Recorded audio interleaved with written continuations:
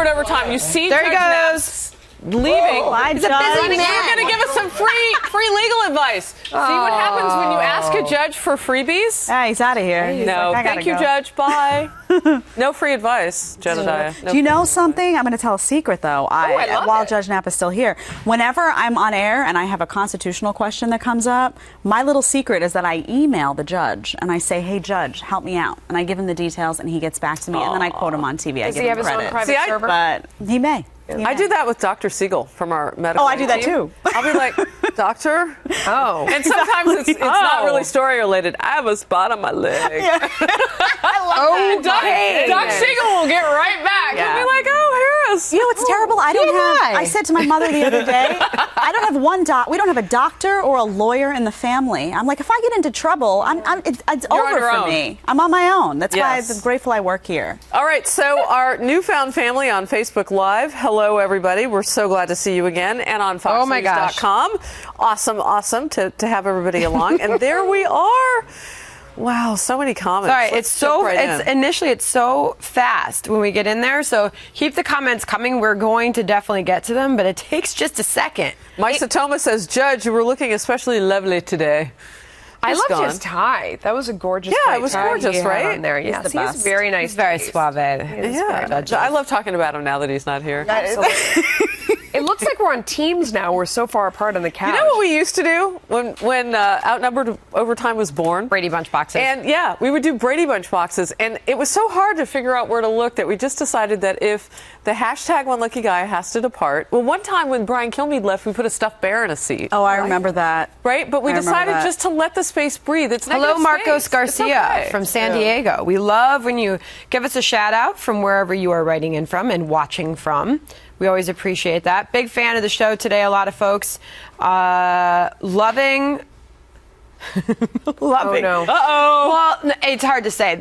A lot of people are discussing the gorilla story. This is like, everybody's talking about this. Well, we can talk about it. Let's talk about it then. When they asked Donald Trump about the gorilla story yesterday at the press conference, I almost fell off my chair in the office because I was like, a lot of reporters took heat for that. For this conversation that you're having at a Did you notice how he responded, though? He didn't miss a beat. No, of course not. He's fearless, and this is the difference between him and Hillary Clinton. And another thing we were talking about in the show today was this idea that she is not having press conferences and opening herself up to random questions from potentially hostile reporters who are not, grateful to have her on her show, instead are, sitting out there just firing questions at her. And he loves that format. I mean, he's not the least bit afraid to stand there and take whatever incoming fire in that format comes his way, and she is just not willing to do that because she'll be forced to cackle. It's true. It's such a contrast because she's so scheduled and she's so predictable and everything is thought out and pre-planned, and then you have this guy who you ask him a question and he just speaks. He doesn't really, there's no filter there. I mean, but that's the big question, right? Is how is that going to play out? It's one thing to have that play out that way in the primary. How's that going to play out in a general election? I think it looks honest, though. I think what people will see is, regardless of whether they agree or disagree with him, he's going to look like a real guy standing next to her because she's so programmed, she's so robotic. There has to be some appeal in just authenticity, whether you agree or not. I mean, I look at Bernie Sanders and I don't agree with anything he says, but I believe that he believes what he's saying, and that makes me like him as a human. So if I were a little more, center left, I would be much more inclined to vote for him than Hillary because of that. So I'm seeing a trend with Nino Sutcliffe's several posts on our live chat. So I'm just going to kind of sum it up this way, and thank you for watching and posting, by the way. What are some of Donald Trump's weaknesses as he kind of moves forward? Because I think, when we talk about this, we talk about Hillary Clinton, we talk about Bernie Sanders, and what I'm seeing from Nino Sutcliffe is that he doesn't feel like there's real honesty about moving forward on those weaknesses. For instance, no digital voter data that we know of has been done with this campaign, and you look at how traditional campaigns go forth in a general election, and you need those numbers. I would argue, has he changed the game? I mean, it's interesting because as soon as you ask that question, I mean, you're talking about like the tactics within a political campaign. And I was thinking about, his base of knowledge, and that while I feel like with her, where she stands on foreign policy, and I feel like it's a disaster. If she points to her record, it's Benghazi, it's going home and going to bed when, we had people calling for help. It's Libya, where, they took out a dictator and instead replaced him with this vacuum of radical Islam, which is so much worse and more of a disaster. With him, you know, sometimes you worry. When he gave the speech that was prepared and he followed the prompter, he hit a lot of great points. You know, I wonder about his true grasp of the huge map that's out there and where we have friends, where we have enemies, and you know, his depth of knowledge. I hope he surrounds himself with the right people, but I think that's one of those weaknesses that he's, you know, could be a problem going forward. Interesting. Warren Perala, hello from Crookston, Minnesota. I have been there many times. Good to see you. Thanks for watching. Yeah, I used to live in the former state of hockey. Well, it's still the state of hockey. It's just my former home state. So we have people from all over. What else are you seeing on Facebook Live? I'm sorry. Yeah, sometimes I get carried away reading all. Where did Sandra go? Everybody's got an opinion on pretty much everything we talked about. Especially the gorilla. We've got great attendance also on the chat, as Harris likes to say, old school on the outnumbered overtime chat. 7,300 people weighing in. They love the color coordination today. It's the most recent comment by Harris David is glowing. We appreciate that. Jay Wolf would like to say the couch looks a little weird with no guy. Oh, okay. I'll put my tablet there. The color wheel is bumping. Yes. I love it. What? Oh, wow. What? I'm so excited. The color wheel. Oh, where's Patch? Yeah, Patch, our stage manager. We could always put him there. Could you imagine? We did when we launched the show a couple of years ago, we had an oversized stuffed animal. Yeah, when Brian Kilmeade got up one day, we put that in there. Patch went to get food. Hashtag one lucky bear, we called him.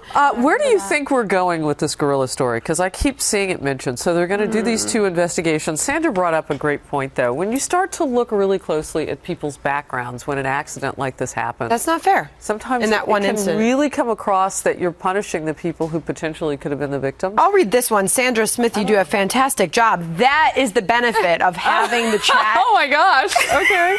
Let me just tell you. You want to talk All of your fans are writing in. If I tried to name them all. But that's the one you read. You read that one, Sandra, of all the ones. Serious topic, Melissa. Jedediah, your fans write in even when you're not on the couch, believe me. So what say hello to them, please. They're so happy you're here. I think so. I think there's also a domestic violence situation going on here in New York, and the story. It's a totally different story, but I only bring it up because I feel like we jump to one conclusion based on what the story looks like when it comes out. Yep. Then it can flip and be something totally different. So racing to place blame on saying either the parents weren't watching closely enough or they were doing this or whatever, like you can be dramatically wrong in the end. And unless I was there or I see a video of what everyone was doing at the moment, you really can't judge who did what wrong. And I have not learned, I mean, obviously, I'm a fairly new parent. I've got a 3 and a 1-year-old. And oh my gosh, when you look at the way other people parent and the way they watch their, it's going to be drastically different than the way you choose to.